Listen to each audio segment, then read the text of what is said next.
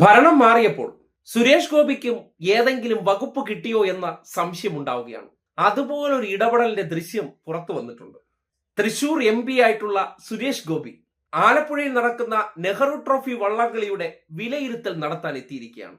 നോക്കണേ, മേനോൻ ഭരണം വന്നപ്പോ സുരേഷ് ഗോപി നായർക്കൊക്കെ പ്രത്യേക അധികാര പരിധി ലഭിച്ചിരിക്കുന്നു. കഴിഞ്ഞ 5 വർഷക്കാലമായി നമ്മുടെ നാട്ടിൽ കാണാതിരുന്ന ചില കാഴ്ചകളാണ്.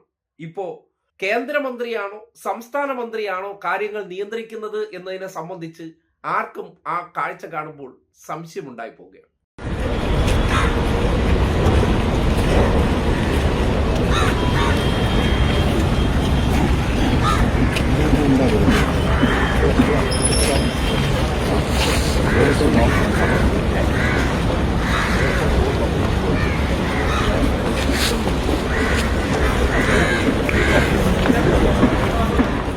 കേരളം ഒരു കേന്ദ്രഭരണ സംസ്ഥാനമല്ല. സുരേഷ് ഗോപി എന്ന കേന്ദ്രമന്ത്രിയെ വന്ന് വിലയിരുത്തൽ നടത്തി ആലപ്പുഴയിൽ പ്രത്യേകിച്ച് ഒന്നും ചെയ്യാനില്ല. കാര്യം ഇത് സംസ്ഥാന സർക്കാർ ചെയ്യേണ്ട കാര്യങ്ങളാണ്.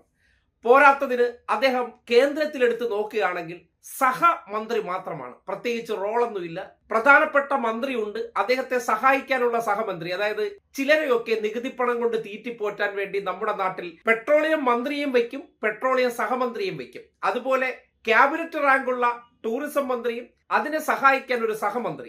എന്താണ് ഇവരുടെ റോളെന്ന് ചോദിച്ചാൽ പ്രത്യേകിച്ച് ഒരു റോളും ഇല്ല. ഒരു സ്റ്റേറ്റ് കാറിന്റെ ബോർഡും വെച്ച് നാട് നീളെ കറങ്ങി നടന്ന് 5 വർഷം നികുതിപ്പണം പൊടിക്കാനുള്ള അവസരമുണ്ട്. ആ നിലയ്ക്കപ്പുറം ഇവരൊക്കെ വെറും റബ്ബർ സ്റ്റാമ്പ് മന്ത്രികളാണെന്നുള്ള കാര്യം ഏവർക്കും അറിയാവുന്ന കാര്യമാണ്. അതുകൊണ്ടാണ് ഇപ്പോഴും എനിക്ക് രാജിവെച്ച് സിനിമയിലേക്ക് പോകണമെന്ന ആഗ്രഹം പ്രകടിപ്പിച്ചുകൊണ്ട് നടക്കുന്നത്. അങ്ങനെയുള്ള വ്യക്തി സംസ്ഥാനത്ത് ഭരണം മാറിയപ്പോൾ ചെറിയൊരു മന്ത്രിയായി മാറിക്കഴിഞ്ഞു എന്ന് നമുക്ക് തോന്നിപ്പോകുന്ന ഇടപെടലുകളാണ് നടത്തിക്കൊണ്ടിരിക്കുന്നത്. രാജീവ് ചന്ദ്രശേഖരൻ എന്ന BJP MLA നിയമത്തെ ഒരു മന്ത്രിയെ പോലെയാണ് അദ്ദേഹം പല കാര്യങ്ങളിലും ഇടപെടുന്നത്. അതുപോലെ തന്നെ സുരേഷ് ഗോപിയും ഇപ്പോൾ ഈ സർക്കാർ അധികാരത്തിൽ വന്നപ്പോൾ ഇതിലെ ക്യാബിനറ്റ് മന്ത്രി എന്നുള്ള രീതിയിലുള്ള ചില ഇടപെടലുകളൊക്കെ നടത്തുമ്പോൾ ഇവർ തമ്മിൽ രണ്ടല്ല, ഇവർ തമ്മിൽ ഒന്നാണ് എന്ന് തെളിയിക്കുന്നതാണ്. ഇക്കാര്യത്തിൽ ആർക്കും ഒരു എതിർപ്പുണ്ടാകില്ല. കാര്യം ആരെങ്കിലും ചോദിക്കുകയാണെങ്കിൽ അദ്ദേഹം ഒരു കേന്ദ്രമന്ത്രി അല്ലേ എന്ന ന്യായീകരണം പുറത്തേക്ക് വരും.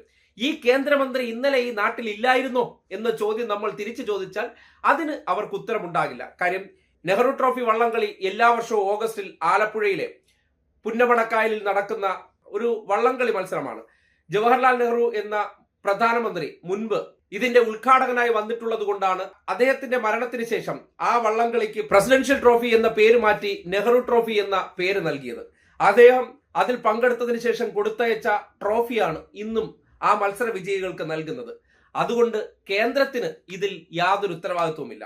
പ്രാദേശികമായിട്ടുള്ള ഭരണകൂടവും ഒപ്പം തന്നെ നെഹ്റു ട്രോഫി വള്ളംകളി സംഘടിപ്പിക്കുന്ന സംഘാടകരും ചേർന്ന് ഒപ്പം സംസ്ഥാന സർക്കാർ കൂടി ഭാഗഭാക്കായാണ് ഈ ഇവന്റ് നടത്താറുള്ളത്. അങ്ങനെയുള്ള ഇടത്തേക്ക് ഇത്തവണ ഒരു മന്ത്രിയെ പോലെയൊക്കെ കടന്നു ചെല്ലണമെന്നുണ്ടെങ്കിൽ കേരളത്തിൽ ആരാണ് ഇപ്പോൾ ഭരിക്കുന്നത് എന്ന ചോദ്യത്തിന് ചില ഉത്തരങ്ങൾ തെളിഞ്ഞു കാണുന്നുണ്ട്.